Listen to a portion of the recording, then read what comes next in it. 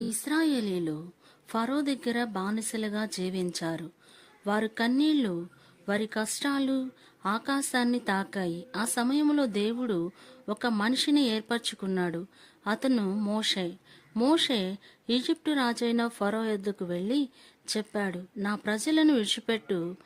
కానీ ఫరో గర్వంగా నిరాకరించాడు. దేవుడు తన శక్తిని చూపించాడు. ఈజిప్టుపై విపత్తులు వచ్చాయి. నీరు రక్తమయింది. చీకటి దేశాన్ని కమ్మింది. చివరికి ఫరో భయపడి ఇశ్రాయేలీలను విడిచిపెట్టాడు. కానీ ఫరో సైన్యము వెంబడించింది. వారికి ముందు ఎర్ర సముద్రము, వెనక శత్రు సైన్యము. అప్పుడు దేవుడు అద్భుతం చేశాడు. మోషే తన దండమును ఎత్తగా సముద్రము 2 పాయలుగా చీలిపోయిను. ప్రజలు నేలపై నడిచి సురక్షితంగా దాటారు. ఫరో సైన్యము సముద్రములో మునిగిపోయింది. దేవుడు తన ప్రజలను రక్షించాడు.